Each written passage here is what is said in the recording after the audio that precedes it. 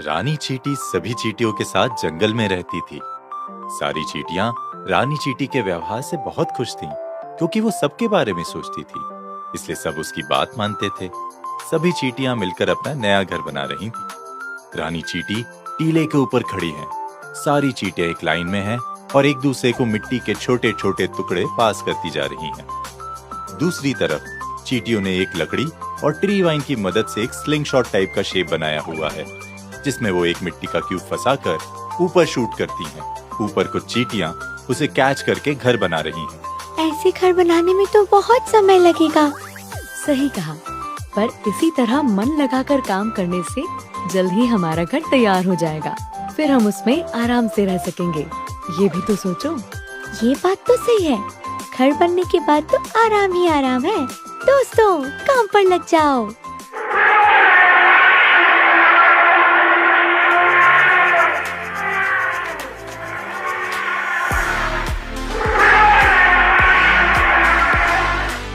सबको डराया, बड़ा मजा आया। ये है अप्पू हाथी। ये भी इसी जंगल में रहता है, जो बहुत शैतान था और सभी जानवर उसकी शैतानी से परेशान थे। हम देखते हैं एक बंदर पेड़ में बैठा हुआ है।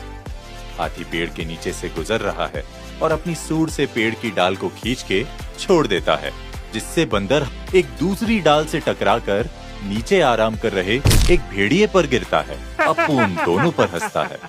अप्पू, तुम्हें दिखाई नहीं दे रहा? हम यहाँ खेल रहे थे। अप्पू की शैतानियाँ रोज रोज बढ़ती ही जा रही हैं। इसने मुझे भी पेड़ से गिरा दिया। हाँ तो क्या कर लोगे? ये मेरा जंगल है, मैं जो चाहूँ वो करूँगा। ये जंगल जितना तुम्हारा है उतना हमारा भी है अप्पू, याद रखना। लेकिन अप्पू अपने घमंड में चूर था और उसने किसी की बात नहीं सुनी और नहाकर वहाँ से चला गया। इधर चींटियों का घर बन चुका था और वो अब अपने लिए खाना इकट्ठा कर रही थी। तभी अप्पू वहाँ आता है। हम देखते हैं सारी चींटियां वैसे ही एक दूसरे को खाना पास करती हैं और वो खाना टीले के अंदर डाल रही हैं। इतनी मेहनत, वो भी ऐसा घर बनाने के लिए? अरे तुम्हारा घर तो इतना कमजोर है कि मेरे सूंड के एक वार क्या, एक फूंक से उड़ जाएगा। दिखाऊं? अप्पू ने शैतानी में आकर बेचारी चींटियों का घर तोड़ दिया। रानी चींटी को ये देख बहुत बुरा लगा। हम देखते हैं कि सारी चींटी दुखी हो जाती हैं और जैसे ही उनका घर टूटने लगता है, सब फिसल के नीचे गिरने लगती हैं। रुको अप्पू, ऐसा मत करो। इस घर को बनाने में हम सबने बहुत मेहनत की है। ये हमारा एकमात्र ठिकाना है। इसे तोड़ के तुम ठीक नहीं कर रहे हो। छोटी सी चींटी, अब मुझे सिखाओगी?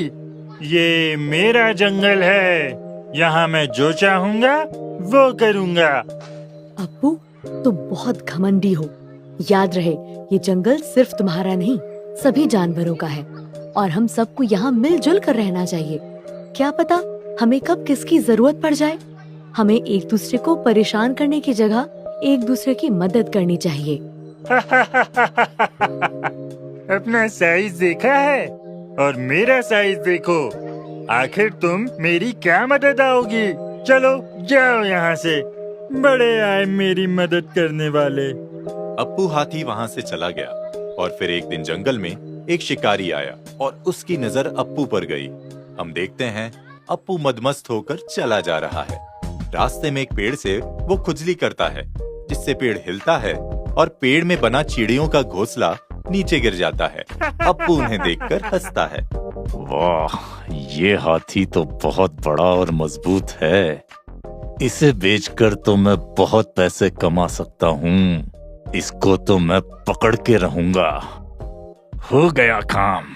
अब हाथी के आते ही मैं उसे जाल में फंसा के पकड़ लूंगा। अप्पू, देख के नहीं चल सकते? मैं देख के क्यों चलूं? तुम देख के खेलो। बचाओ, बचाओ! अब आया ना हाथी जाल के नीचे। अप्पू शिकारी के जाल में फंस चुका था। शिकारी उसे चुप के देख ही रहा था। तभी अप्पू की आवाज सुनकर रानी चींटी वहां आती है और उसकी नजर शिकारी पर पड़ती है। अप्पू को फंसा हुआ देख उसको दया आ गई। रानी चींटी ने अप्पू की मदद करने की सोची। रानी चींटी अप्पू के पास जाती है। अप्पू, मेरे दोस्त, तुम घबराओ मत, मैं आ गई हूँ। मैं तुम्हारी मदद करूंगी और तुम्हें यहाँ से निकाल लूंगी। और रही इस शिकारी की बात, तो इसको तो हम मजा चखा देंगे। चलो साथियों। अरे बचाओ, कोई बचाओ इन चींटियों से, बचाओ। ये तो मुझ शिकारी का ही शिकार कर रही हैं, बचाओ। शिकारी के भागते ही रानी चींटी अप्पू के पास आती है। शिकारी तो चला गया, लेकिन मैं इस जाल से बाहर कैसे निकलूंगा? मेरे पास इसका भी उपाय है, तुम यहीं रुको, मैं अभी आई। चूहे राजा, मेरे दोस्त, बाहर आओ दोस्त, तुम्हारी मदद चाहिए। क्या हुआ चींटी रानी, इतनी परेशान क्यों हो? वो अप्पू शिकारी की जाल में फंस गया है, जरा जाल काटने में मदद कर दो, बेचारा बहुत परेशान है। ये तो एक दिन होना ही था, ये सब अप्पू की शैतानियों का फल है। हाँ, पर है तो वो हमारे ही जंगल का हिस्सा, हमें उसकी मदद करनी चाहिए। सही कहा, चलो। चूहा जल्दी से अपने दोस्तों के साथ अप्पू के पास आता है और सब मिलकर जल्दी से अप्पू का जाल अपने नुकीले दांतों से काट देते हैं। अप्पू आजाद हो जाता है और उसे अपनी गलती का एहसास होता है। मुझे माफ कर दो चींटी रानी, मैंने तुम लोगों का घर तोड़कर बहुत गलत किया। तुमने सही कहा था, हम सबको एक दूसरे की मदद की जरूरत पड़ती है, चाहे वो कितना भी बड़ा या छोटा क्यों ना हो। आज से मैं तुम सबके साथ मिलजुल कर रहूंगा, बिल्कुल एक सच्चे दोस्त की तरह। और फिर उसके बाद अप्पू ने कभी किसी को परेशान नहीं किया और सबके साथ हंसी खुशी जंगल में रहने लगा। हम देखते हैं कि अप्पू जंगल में बैठा है, सारे छोटे जानवर उसके आसपास खेल रहे हैं और सब एंजॉय कर रहे हैं। एक बार की बात है, जंगल में एक हाथी और लोमड़ी बहुत अच्छे दोस्त हुआ करते थे। पूरे जंगल में उनकी दोस्ती की मिसाल दी जाती थी। दोनों हमेशा साथ साथ घूमते थे। हाथी बहुत सीधा और शांत स्वभाव का था, जबकि लोमड़ी बहुत चतुर और चालाक था। वो तो घूमने भी हाथी के ऊपर ही बैठकर जाता था। एक दिन हाथी और लोमड़ी दोनों जंगल में घूम रहे थे और दोनों को भूख लगी थी। तभी लोमड़ी की नजर एक आम के पेड़ पर पड़ी, जिसमें एक आम लगा था। लोमड़ी ने आम खाने का एक तरीका सोचा और हाथी से बोला, अगर तुम मुझे अपनी सूंड में उठा लो तो मैं जाकर आम को आराम से तोड़ सकता हूँ। वाह दोस्त, तुम तो सच में बहुत बुद्धिमान हो। हाथी ने लोमड़ी को अपनी सूंड में उठा लिया और इस तरह लोमड़ी आम तक पहुँच गया। लेकिन उसके दिमाग में कुछ और ही चल रहा था। लोमड़ी ने आम तक पहुँचते ही झट से आम को तोड़ा और उसे खा गया और हाथी से कहा, हाथी भाई, लगता है पेड़ में एक ही आम था और वो तो मैं ये सोचकर खा गया कि खुद एक आम खाने के बाद पेड़ के सारे आम तुम्हारे लिए तोड़ लाऊंगा, पर और कोई आम दिख ही नहीं रहा। अब क्या करूं, समझ में नहीं आ रहा। कोई बात नहीं लोमड़ी भाई, तुम खाओ या मैं, बात तो एक ही है। आखिर तुम मेरे सबसे अच्छे दोस्त हो। वो तो है, हमारी दोस्ती के चर्चे तो पूरे जंगल में हैं। इस तरह लोमड़ी ने अपनी चतुराई भरी बातों से हाथी को बहला दिया और दोनों आगे की ओर बढ़ चले। और कुछ दूर चलते ही कुछ ऐसा हुआ जिसकी उन्होंने कल्पना भी नहीं की थी। उनके सामने एक खतरनाक शेर आ गया जो कई दिनों से भूखा लग रहा था। वाह, हाथी और लोमड़ी, बड़े दिनों के बाद आज पेट भर के खाना मिलेगा। अब तुम दोनों को मुझसे कोई नहीं बचा सकता। तुम दोनों को खाकर अब मैं अपना पेट भरूंगा। लोमड़ी और हाथी ने मिलकर शेर को बहुत समझाने की कोशिश की कि वो उन्हें ना खाए, पर शेर ने उनकी एक न सुनी। तभी लोमड़ी को पास की जमीन में एक बड़ा सा गड्ढा दिखाई दिया और उसको एक तरकीब सूझी और उसने खुद को बचाने के लिए एक नाटक किया। ठीक है शेर भाई, लेकिन इससे पहले कि तुम हमें खाओ, मुझे तुमसे अकेले में कुछ बात करनी है। कैसी बात? वैसे भी मरने वाले की आखिरी इच्छा पूरी करना सबका धर्म होता है। आखिरी इच्छा, जल्दी बोलो। यहाँ नहीं, अकेले में। शेर को अपने साथ उस गड्ढे के सामने ले गया ताकि उसकी योजना काम कर सके और वो किसी तरह अपनी जान बचा ले। शेर भाई, मुझे देखो, छोटा सा लोमड़ी हूँ, मुझे खाकर तो तुम्हारा पेट भी नहीं भरेगा, अगर खाना ही है तो इस हाथी को खाओ। अगर एक बार इसका शिकार कर लिया तो कई दिन तक इसे खा सकोगे। और हाथी इतना बड़ा है कि इसे पकड़ पाना शायद तुम्हारे बस की बात ना हो। क्या? पर वो तो तुम्हारा दोस्त है। अरे कैसा दोस्त, वो तो एक मूर्ख हाथी है। अगर तुम मेरी बात मानो तो मेरे पास एक तरकीब है। लोमड़ी ने अपनी चाल चल दी। असल में वो हाथी को बचाने के लिए नहीं बल्कि अपने प्राण बचाने में लगा हुआ था, जिसके लिए वो अपने दोस्त हाथी की बलि देने के लिए भी तैयार था। शेर भी उसकी बातों में आ गया और बोला, बात तो तुम ठीक कह रहे हो। अगर हाथी का शिकार कर लिया तो खाना ही खाना होगा, लेकिन इसे पकड़े कैसे? क्या है तुम्हारी योजना? ये गड्ढा देख रहे हो? अगर हम दोनों मिलकर किसी तरह हाथी को इस गड्ढे में गिरा दें तो ये ऊपर नहीं आ पाएगा। फिर हम आराम से इसका शिकार कर पाएंगे। लोमड़ी ने शेर को अपनी चतुराई से अपनी ओर मिला लिया और हाथी को उस गड्ढे में गिराने की अपनी तरकीब शेर को बताई, जो उसने पहले से ही सोच कर रखी थी। तुम्हारी योजना तो सच में बहुत अच्छी है। अब जल्दी से हाथी को बुला, मैं तैयार हूँ। अब तुम यहाँ से चले जाओ और झाड़ियों के पीछे छुप जाओ ताकि हाथी को मुझ पर भरोसा हो जाए। फिर मैं उसको बुलाऊंगा। ठीक है। शेर खान लोमड़ी की बातों में आकर वहाँ से चला गया और झाड़ियों के पीछे छुप गया। इधर लोमड़ी अपनी योजना के अनुसार गड्ढे के बिल्कुल पास खड़ा हो गया और हाथी को आवाज दी, हाथी भाई, मेरी शेर भाई से बात हो गई है। अब तुम यहाँ आ जाओ, डरने की कोई बात नहीं है। लोमड़ी की बात सुनकर हाथी को उस पर भरोसा हो गया। लोमड़ी के बुलाने पर वो उसके पास चला गया। हाथी बेफिक्र होकर गड्ढे के पास खड़े लोमड़ी से बातें कर रहा था। तभी अचानक से शेर ने झाड़ियों से छलांग मारी और पूरी शक्ति से हाथी को धक्का दिया, जिससे हाथी सीधे उस गड्ढे में गिर गया। लोमड़ी भाई बचाओ, मुझे इस गड्ढे से निकालो। इससे पहले कि हाथी को कुछ समझ में आता, शेर वहाँ आता है और हाथी को लोमड़ी की सच्चाई बताते हुए बोलता है, भाई, दोस्त, अरे तुम्हारे इसी दोस्त ने ही तो मुझसे मिलकर तुम्हें इस गड्ढे में गिराने की योजना बनाई है। ये तुम्हारा दोस्त नहीं, दुश्मन है। शेर की बातें सुन हाथी हैरान हो गया। लोमड़ी भाई, मेरे दोस्त, ये शेर क्या बोल रहा है? तुम तो मेरे सच्चे दोस्त हो। तुम भला मेरे साथ ऐसा कैसे कर सकते हो? दोस्त? कैसा दोस्त? मैं कोई दोस्त नहीं हूँ। अरे वो तो मुझे तुमसे फायदा होता था, इसलिए तुम्हारे साथ रहता था। अब से मेरा असली दोस्त शेर भाई है और हम दोनों मिलकर तुम्हें खाएंगे। जहाँ लोमड़ी के मुंह से सच्चाई सुनकर हाथी को बहुत दुख हुआ, वहीं शेर उसकी बात सुनकर हंसने लगा।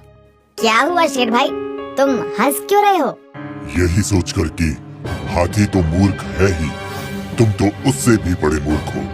तुम्हें क्या लगता है कि तुम मेरे दोस्त बन जाओगे और मैं तुम्हें बनने दूंगा?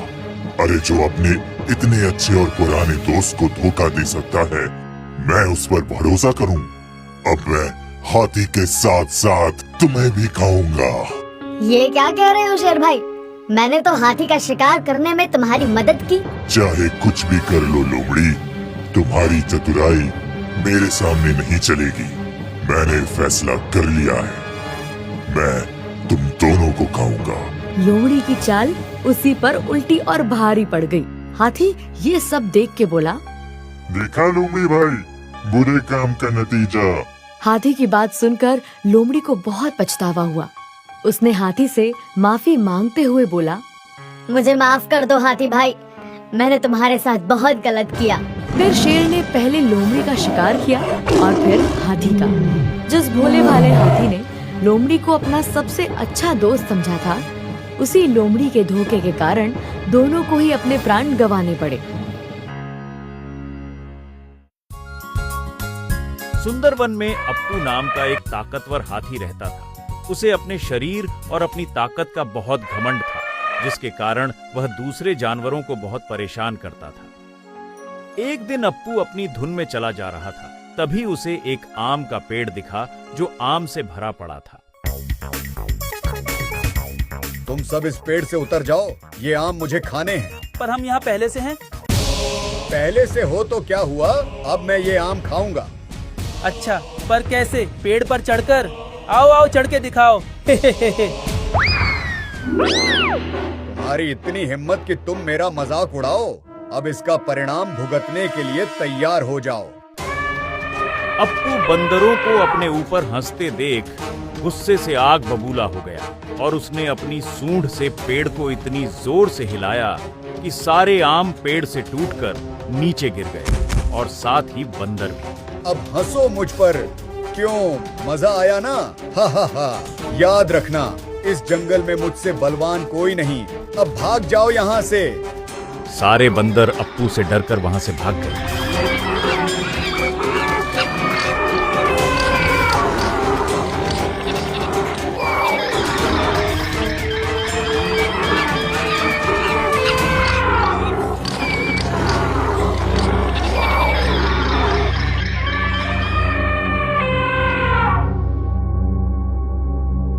तुम एक मामूली और कमजोर कौवा होकर मुझसे ऊपर कैसे बैठ सकते हो? चलो मेरे सामने सिर झुकाओ। अप्पू, मैं एक आजाद पंछी हूँ, किसी के आगे सिर नहीं झुकाता। अच्छा, तो ये बात है। अभी तुम्हें मजा चखाता हूँ। अप्पू अपने घमंड में मदमस्त होकर बिना कुछ सोचे समझे अपनी सूंड से पूरे पेड़ों को उखाड़कर हवा में फेंक दिया, पर कौवे का बाल भी बांका नहीं हुआ क्योंकि वह पहले ही उड़ चुका था। हा हा हा। हा हा हा, मूर्ख हाथी, सिर्फ शरीर बड़ा होने से कोई बुद्धिमान नहीं हो जाता। देखा, अपने ही खोदे हुए गड्ढे में गिर गए ना। हा हा हा, अब तुम यहीं दबे रहो, मैं तो चला आसमान की सैर करने। हा हा हा हा। अप्पू हाथी अपना मजाक उड़ने से बहुत गुस्से में था। चलते चलते वह एक नदी के किनारे पहुंचा जहां कुछ चींटियां अपने लिए खाना जमा कर रही थीं।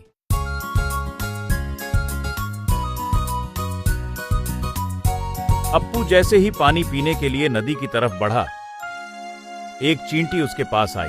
कैसे हो हाथी राजा? मुझे क्या होगा, तुम लोग अपनी चिंता करो। यहाँ नदी किनारे क्या कर रहे हो? तुम्हें पता नहीं, बरसात का मौसम आने वाला है। हम उससे पहले अपने लिए खाना जमा कर रहे हैं ताकि बरसात में कोई दिक्कत न हो। हा हा हा, मुझे तो बरसात में कोई दिक्कत नहीं होती। हाँ, वो तो है, पर हमें तो तैयारी करनी पड़ती है। क्या तुम हमें अपने ऊपर बिठाकर नदी के उस पार छोड़ दोगे?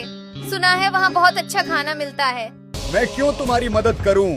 मैं एक चींटी को अपने ऊपर बैठे नहीं देख सकता। हट जाओ मेरे रास्ते से। क्यों? हमारे वजन से तुम नदी में डूब जाओगे क्या? कहीं तुम्हें इस बात का तो डर नहीं? हाँ हाँ हाँ। लगता है तुम लोगों का डर खत्म हो गया है। तुम्हें सबक सिखाना ही होगा। इससे पहले कि मुझे और गुस्सा आ जाए, भाग जाओ यहाँ से। पर हम तो शांति से अपना खाना जमा कर रहे थे, तुम ही बीच में आ गए। अप्पू चींटियों की बात सुनकर बहुत गुस्सा हो गया और बिना सोचे समझे नदी से अपनी सूंड में पानी भरकर चींटियों के टीले को बहा दिया।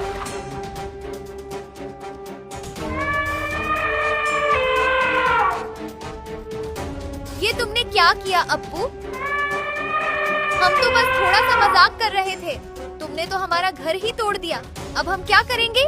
मुझे जो करना था वो मैंने कर दिया, और तुम क्या करोगे? तुम तो चाहकर भी मेरा कुछ नहीं बिगाड़ सकते। हा हा हा हा। अप्पू वहां से चला गया, पर चींटियां अप्पू की इस हरकत से बहुत गुस्सा हो गईं और अप्पू को सबक सिखाने की ठान ली।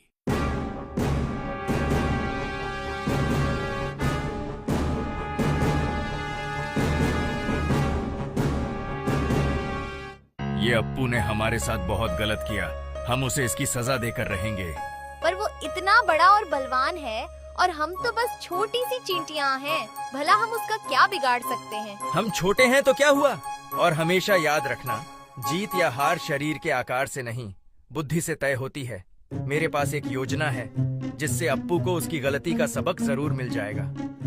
चींटियों के सरदार ने अप्पू के खिलाफ जंग का ऐलान कर दिया था और अपनी योजना के तहत वह चुपके से अप्पू के पास पहुंच गया जहां वह आराम से सो रहा था। अरे, अप्पू सो रहा है, अब इसको पता चलेगा चींटियों से उलझने का मतलब। अप्पू को सोता देख चिंटू अपनी योजना के अनुसार अप्पू हाथी की सूंड में घुस गया और अंदर से उसकी सूंड में काटने लगा। जिससे अप्पू की नींद खुल गई। मेरी सूंड में कुछ घुस गया है। ओ, इसे बाहर कैसे निकालूं? बार बार चिंटी के काटने से अप्पू हाथी परेशान हो गया। वो दर्द से चिल्लाता हुआ इधर उधर भागने लगा।